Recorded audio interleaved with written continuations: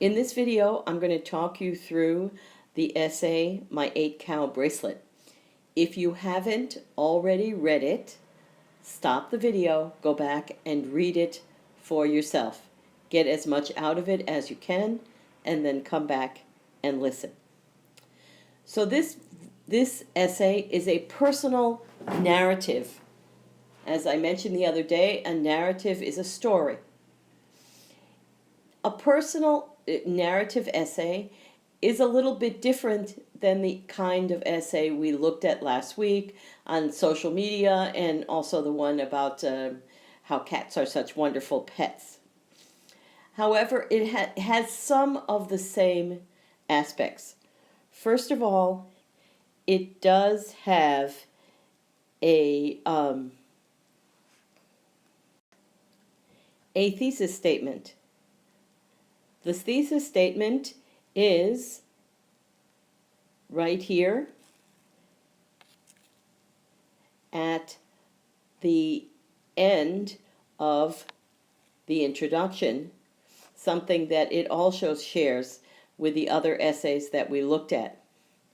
Notice this introduction begins with a quotation, a very common way to begin a story. Okay, there will be various vocabulary in this essay that may be a little bit unusual for you or you're unfamiliar with. And we'll go over some of these, okay? Michelin tire refers to the fact that the Michelin tire company has a man, their logo is a man made of tires who is very fat. And so she says her legs look like that. Okay. And a marshmallow is a white fluffy kind of candy or sweet thing that you can, it is very common here in the United States. Okay. And all right, to go back to the thesis. All right, so this is a story about a girl who found herself thought herself very unattractive. Okay, but the thesis, it was during this transitional point in my life that my father began to teach me a valuable, significant lesson regarding beauty and the power of words. So she sets up the story for us there. Now, what's going to be different in a narrative, whereas in the other types of essays, we talk about topic sentence that supports the thesis, and every topic sentence, is then there are specific details or specific ideas that support the topic sentence. It's not exactly true for a narrative, and a narrative is often broken into paragraphs according to time. So where it makes sense to break the narrative to have a new paragraph, we just do it, and we don't worry too much about a topic sentence. Though in this narrative, actually, there are a few cases where we might actually call something a real topic sentence. Okay, so this one, actually, we indulged in a weekly ritual we called family night. This paragraph is all about family night. Okay, and this one is also about family night, but she starts with how she is the second child and oldest daughter in a family of 10. So there were often some kind of fiasco. I'm going to leave you to look up the word fiasco, but you could maybe guess it because it says these vast fiascos vary from kicking at one another, as Mom was teaching us about doing unto others. Okay, hair-pulling fights. So you can imagine what fiasco might mean. Okay, and this phrase about doing unto others, why don't you see if you can figure out what that means? It's something, the actual thing is doing unto others as you would have them do unto you. I'm not sure if you can Google it or not. If you can't, I'll explain it in class. Okay, so, but then the important part here is that one day her father brought home this movie. Okay, so this part is descriptive of what was going on, this part here, and then it moves into a kind of narrative because he brought home a story, he brought home a movie, and then she's going to tell the story of the movie. Okay.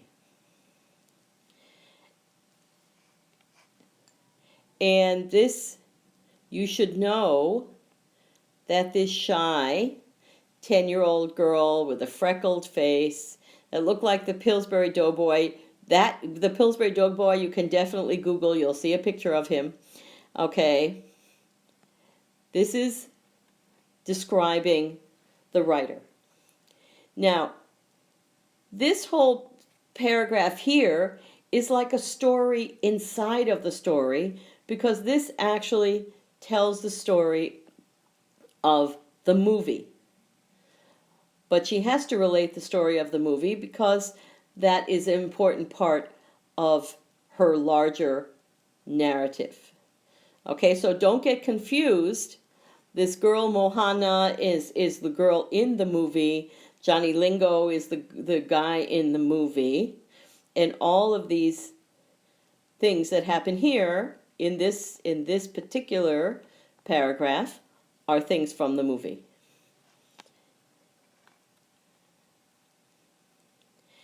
And then she goes on. Now she's back in this paragraph. In this paragraph, she is back to her regular part of her narrative. Okay? That a few years later, so we get some time frame, and so she's talking about that she finally realized why the movie was important and the lesson her father was trying to teach her.